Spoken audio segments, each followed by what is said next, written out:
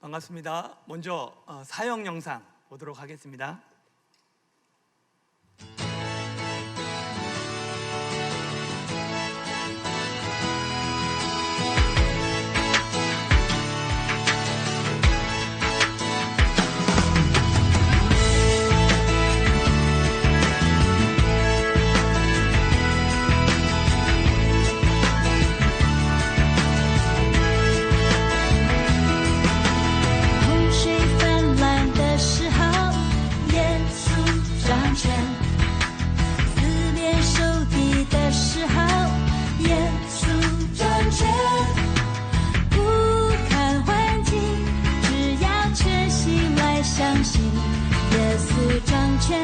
他凡事都掌权，歌唱哈利路亚，哈利路亚，用赞美和感谢迎接每一天，歌唱哈利路亚，哈利路亚，他掌权在每一天，耶稣真掌权。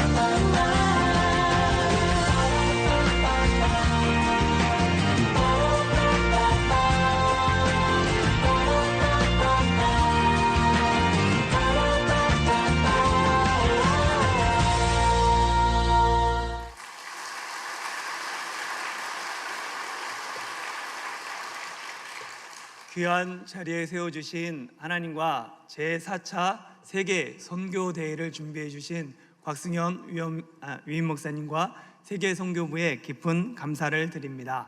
저는 대만 타이중에서 사역하고 있는 송성진이라고 합니다. 제 사역을 잠깐 소개하기 전에 먼저 대만의 한인교회 역사에 대해서 소개해 드리겠습니다. 대만은 청일전쟁 결과 1895년 일본의 식민지가 됩니다. 그래서 일제강점기 때 대만에는 많은 한인들이 이주해서 거주하고 있었습니다. 이후 1945년 일제가 패망하고 중국의 국민당 정부가 대만에 들어오게 되죠. 국민당 정부는 대만의 치안과 안전을 위해서 강제 징집되었던 조선 군인들 그리고 한국인들을 송환하기로 결정합니다. 그래서 다음 해인 1946년 2월에 각 현에 공문을 보내서는 조선 사람들, 한국 사람들을 대만의 최북단 지룽이라는 항구로 모두 다 모여라 라고 공표합니다. 그래서 각 현에서 대만에 살고 있던 한국 사람들이 지룽항에 3,000명이 모여서 송환을 기다리게 됩니다. 그러나 귀국하는 사람보다 수송선이 부족했습니다. 그 결과 돈 있는 사람들, 힘 있는 사람들 먼저 수송선을 타고 귀국하고, 가난하고 힘없는 사람들은, 또 한국에 연고지가 없는 사람들은 지룽에 남아서 배를 기다리며 막노동하며 살아가게 됩니다. 그 1949년에 정성원 선교사님이 대만에 오세요. 정성원 선교사님은 1931년 평양 여자고등 성경학교를 졸업하고 만주 지역과 상해 지역에서 사역하다가 이 중국의 국공 내전에서 장개석의 국민당이 공산당에 패해서 천도할 때 그때같이 상해에서 대만으로 건너오게 됩니다. 대만에 건너온 정성원 선교사는 한인들이 지룽에 모여있다라는 것을 알게 돼요. 그래서 지룽 지역에 가서 한인들에게 복음을 증거하고 교회를 시작합니다.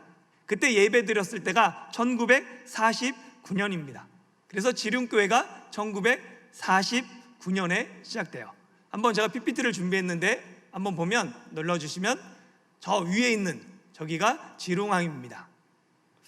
그런데 1950년 무슨 일이 일어납니까? 6월 25일 한국전쟁이 일어나요. 한인들의 귀국길이 막혀버립니다.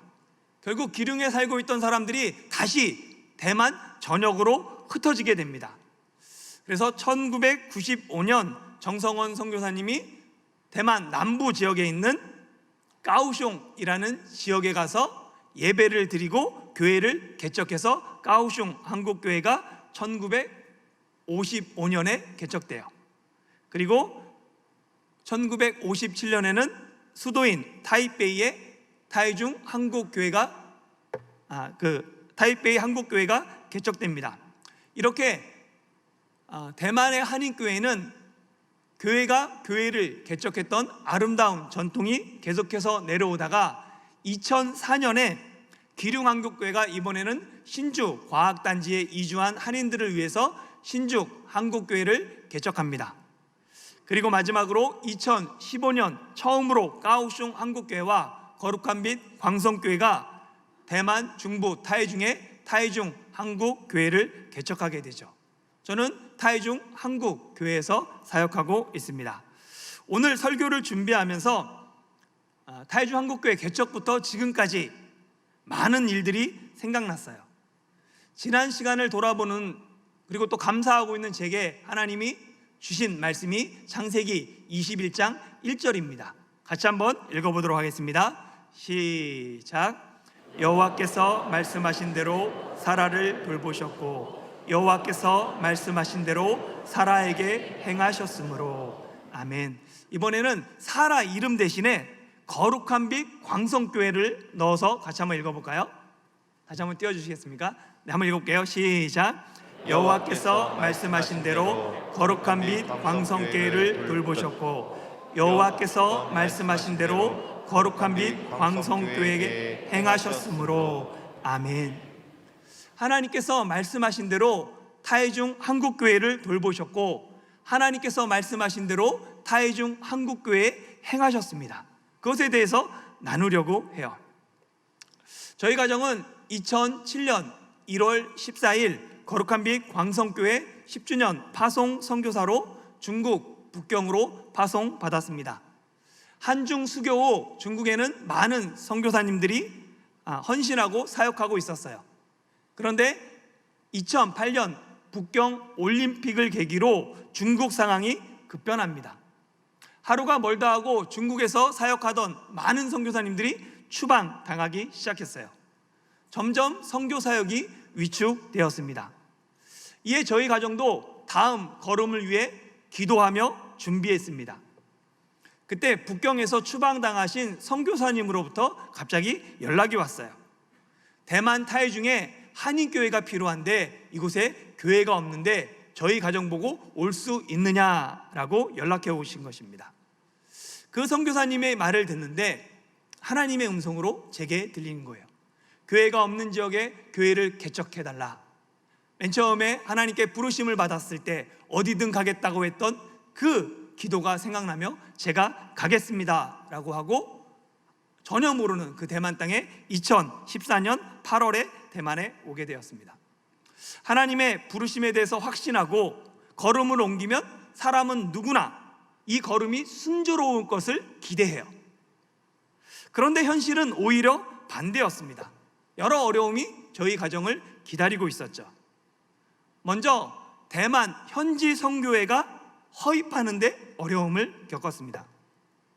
당시 까오숑 한국교회는 타이중 지역의 한인교회의 필요성을 알고는 3년 동안 기도하면서 총회 세계선교부에 여기 개척하겠다라는 개척 계획서를 제출한 상태였어요. 그런데 제가 타이중으로 오겠다는 거죠. 그러니까 저의 허입을 반대한 것입니다. 타이중은 이미 여러 차례 한인 교회가 개척된 역사가 있어요. 그러나 대부분 문을 닫고 다 안 됐던 지역입니다. 그로 인해 한인 교회는 필요하지만 누구 하나 선뜻 나서서 개척하지 못하고 있었습니다. 그런데 제가 아무것도 모르는 제가 개척하겠다고 하니까 현지 선교회가 우려를 표현하면서 저의 허입은 허용하지만 1년 동안 한번 지켜봐라 라고 유예를 기간을 주게 됩니다. 그래서 저는 2014년 대만 선교사 비자를 받기 위해서 한국에 들어오죠. 이때 두 번째 어려움을 만납니다. 어렵게 준비한 이 선교사 비자 서류들이 여러 가지가 있는데 그게 부적합으로 거절된 것이에요. 제가 소속되어 있는 총회 법인 대표 이름하고 저의 재직을 증명하는 대표의 이름이 서로 같지 않아서 비자 발급이 거부되었습니다. 저는 그때부터 다시 모든 서류를 준비해야 했어요. 그러다 보니까 제가 한국에서 머무는 시간이 길어졌습니다. 그때 세계 선교부에서 대만 선교 계획서를 제출해달라라는 연락을 받았어요. 그래서 저는 타이중에 한인교회가 필요한 이유와 함께 개척에 필요한 자금을 보고서로 제출했습니다. 그리고 1월 둘째 주일에 이것에 대해서 세계선교부 위원장님과 위원들에게 설명하기로 했죠. 제가 계획서를 제출했을 때가 그해 연말 12월이었습니다. 그런데 그때는 이미 교회 예산이 모두 다 끝난 후였어요. 그래서 세계선교부에서는 저를 불러서 좀 더 자세한 상황을 듣길 원했던 것입니다. 그런데 세계선교부라 만나기로 한 그 주간에 당시 위임 목사님이셨던 정성진 목사님의 아버님이신 고 정규명 집사님이 별세하십니다. 그리고 그 장례가 교회에서 열렸죠. 장례 후 정 목사님은 모든 조의금을 선교와 작은 교회에 헌금하셨습니다. 그 중에 타이중 한국교회 개척 헌금이 있었습니다. 만일 12월에 선교사 비자가 거절되지 않았다면 저는 선교사 비자를 받고 바로 대만으로 돌아갔을 것입니다. 선교사 비자가 거절되었기 때문에 교회 개척 자금을 갖고 대만으로 갈 수 있었죠. 그리고 처음 저희에 대해서 우려를 표명했던 까오슝 한국교회가 오히려 타이중 한국교회를 후원하기로 합니다. 그래서 교회 임대료의 일정 부분을 거룩한 빛 광성교회와 까오슝 한국교회가 개척 초기부터 후원해 주셨습니다. 선교회 허입 반대 그리고 선교사 비자 거절이라는 두 번의 어려움이 타이중 한국교회를 개척하는 데 오히려 전화위복이 되었습니다. 이후 타이중 한국교회는 이 두 교회의 사랑을 잊지 않기 위해 1년에 2차례 부활절과 성탄절 헌금 전액을 개척 초기부터 선교와 이웃을 위해서 사용하고 있습니다. 그로 인해서 암투병 중인 선교사님, 먼저 순직 가신 선교사님, 사모님, 급하게 수술이 필요한 한국 선교사님, 대만 선교사님들, 대만 사역자들, 그들에게 계속해서 사랑을 전할 수 있게 되었습니다. 이것이 모두 다 여러분들의 기도와 후원 때문입니다. 2015년 3월에 비자를 받고 대만에 돌아갔어요. 그때부터 이제 예배 장소를 물색했습니다. 대만은 예배 장소 구하는 게 쉽지 않아요. 왜냐하면 믿는 주인이면 괜찮은데 믿지 않는 사람들은 자기 집이 교회로 사용된다는 것 매우 두려워합니다. 꺼려해요. 그래서 예배 장소 찾는데 정말 많은 부동산을 찾아갔고 많은 집을 봤는데 마땅한 곳이 없었습니다. 그러던 중에 인터넷을 통해서 한 장소에 대해서 보기로 약속을 했어요. 그리고 아침에 묵상하고 기도하는 중에 하나님께서 아내에게 말씀합니다. 1층에 넓은 예배 공간이 있고 2층에 식당이 있는 공간을 보여주셨어요. 그리고 실제로 가서 봤더니 그 모습 그대로였습니다. 그래서 하나님이 이것을 예비하셨다, 준비하셨다라는 확신을 갖고 예배당을 계약했습니다. 그때 주인이 월세 계약할 때 교회 간판 만들어도 된다고 했어요. 그런데 끝난 후에 주인의 마음이 변했습니다. 주변 사람들이 자기 건물이 예배당으로 쓰이는 거 알면 자신의 좀 입장이 난처하다면서 교회에 이 간판과 십자가는 만들지 않으면 좋겠다라고 이야기합니다. 제가 선교사고 외국인이고 믿지 않는 집주인과 싸웠을까요? 안 싸웠을까요? 못 싸웠습니다. 결국 간판을 달지 못하고 그래도 교회에 대해서 알려야 되니까 여기가 교회라는 거 예배 시간 알려야 되니까 주인에게 얘기해서 현수막을 달았습니다. 그리고 주인에게 얘기해 줬죠. 보면 현수막에 중국말이 없습니다. 십자가도 없죠. 주인한테 좀 얘기했어요. 현슈에더 타이종 한국教会 그래서 좀 얘기를 해줬어요. 그랬더니 주인이 아주 흡족해했습니다. 그런데 그 해에 유달리 대만에 태풍이 많이 지나갔어요. 태풍 지나갈 때마다 현수막이 날아갑니다. 그래서 새로 만들어야 됐어요. 다음에도 태풍이 이상하게 많이 지나갔어요. 새로운 디자인으로 만들었어요. 그리고 주인에게 얘기했죠. 현수막 사용하니까 더 오래 사용할 수 없다. 그래서 임대 3년 차에는 주인을 설득해서 간판을 달아도 된다라고 허락을 받았습니다. 그때 주인이 얘기했어요. 간판은 되는데 십자가만은 달지 않았으면 좋겠다. 무서워하거든요. 그걸 띄지도 못하고. 그런데 하나님이 하시는 일은 측량할 수가 없습니다. 간판을 제작하는데 그 동네 간판 사장이 너희 왜 간판 만들면서 십자가는 안 만들어? 교회에는 빨간색 십자가가 있어야 되는데 내가 만들어줄게 재료비만 받고. 그러면서 만든 거예요. 한번 보세요. 그래서 이렇게 돼 있습니다.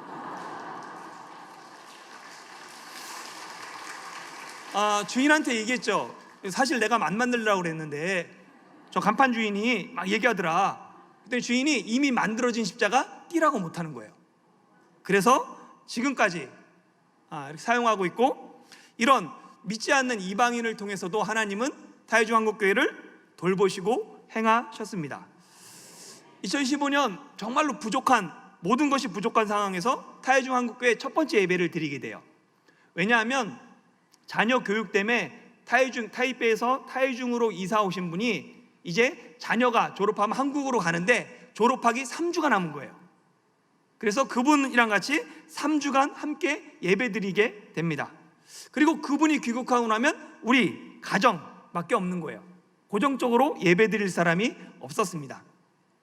그런데 하나님이 돌보시고 행하시니까 첫 번째 예배부터 지금까지 단 한 번도 저희 가족끼리 예배드린 적이 없어요. 하나님께서 매주일 예배드릴 사람들을 보내주셨습니다. 제가 북경에서 사역할 때 그 청년이 결혼해서 베트남에서 살았는데 동생하고 대만 놀러와서 타이중까지 내려와서 예배드리러 왔어요. 제가 북경에서 사역할 때 추방당하신 선교사님이 말레이시아 갔는데 아들 데리고 또 타이중까지 와서 그 다음 주엔 또 예배드리는 거예요. 그렇게 매주일 생각지도 못한 사람들이 한 분 한 분씩 와서 예배를 계속 드리게 됩니다. 그러다가 타이중 지역에 6개월간 이렇게 교환학생으로 온 여학생이 첫 번째로 등록을 해요. 그리고 다음 주에 교회 한 번도 다녀본 적이 없는 한국인과 대만인 국제 커플이 교회를 등록합니다. 그때부터 고정적으로 예배드리는 사람들이 있으니까 사람들이 한 명, 두 명씩 늘기 시작했어요. 그래서 코로나로 대만 북경이 봉쇄되기 전에 매주 예배드리고 출장드리는 사람들이 정말로 셀 수 없이 많은 사람들이 함께 예배드렸습니다. 중국에서 코로나19가 발생했을 때 가장 먼저 북경을 봉쇄한 나라가 대만입니다. 그로 인해 대만은 코로나로부터 안전한 나라 중 하나가 되었어요. 그러나 이 북경 봉쇄는 한인교회에 어려움이 되었습니다. 이직과 귀국으로 인해 예배 인원은 줄어들고 온라인으로는 새로운 신자가 유입이 불가능했습니다. 당연히 교회는 위축될 수밖에 없었습니다. 그런데 놀랍게도 하나님은 변함없이 타이중 한국교회를 돌보셨습니다. 코로나 1년 6개월 동안 하나님은 생각지도 못한 손길들을 통하여서 지키시고 돌보셨어요. 그 결과 코로나19 위기 속에서 타이중 한국교회는 더욱더 모이기를 힘쓰는 교회가 되었습니다. 이런 하나님의 돌보심이 있었기에 지난 7년을 수일같이 사역할 수 있었습니다. 지금까지 타이중 한국교회를 통해 대만인과 한국인 8명이 세례를 받았으며 3명이 입교하고 3명의 어린이가 아동 세례를 받았습니다. 어떻게 보면 적은 인원이에요. 그러나 한 영혼이 천하보다 귀합니다. 만일 타이중 한국교회가 없었다면 여전히 복음을 모르고 살아갈 사람들이었기 때문에 오늘도 감사하며 기쁨으로 주어진 자리에 사역하고 있습니다. 사랑하는 거룩한 빛 광성교회 성도 여러분, 하나님의 돌보심이 성경에 처음 기록된 곳이 창세기 21장 1절입니다. 하나님의 돌보심으로 사라가 약속의 아들 이삭을 낳았어요. 하나님의 돌보심은 이후 레아, 나오미, 한나 등 비참하고 소외된 여인들을 통해 이어집니다. 그리고 마침내 신약에 이르러 비천한 여종 마리아에게서 예수 그리스도가 태어나셨습니다. 신명기 7장 7절은 하나님이 이스라엘을 택하신 이유를 이스라엘이 다른 민족보다 수요가 많기 때문이 아니라 너희가 가장 적기 때문이다 라고 말씀하십니다. 하나님이 타이중 한국교회를 돌아보신 이유도 마찬가지입니다. 타이중 한국교회가 가장 작고 약하기 때문입니다. 그러나 타이중 한국교회는 결코 작은 교회가 아닙니다. 하나님이 말씀하신 대로 타이중 한국교회를 돌보시고 여호와께서 말씀하신 대로 타이중 한국교회에 행하시기 때문입니다. 말씀하신 대로 이루시는 하나님이 오늘도 우리를 돌보시고 거룩한 빛 광성교회에게 행하시기를 예수님의 이름으로 축원합니다. 기도하겠습니다. 사랑의 하나님, 은혜 가운데 제4차 세계 선교대회를 진행하게 하심을 감사드립니다. 세계 선교대회를 통해 거룩한 빛 광성교회가 더욱 선교하는 교회가 되게 하시고 함께 참여한 모든 선교사님과 그 사역 위에 말씀하신 대로 이루시는 하나님의 돌보심과 행하심이 있기를 소망합니다. 곽승현 위임 목사님과 세계 선교위원회의 수고와 헌신을 주님께서 아시오니 은혜를 더하여 주옵소서. 우리 주 예수 그리스도의 이름으로 기도드리옵나이다. 아멘. 감사합니다.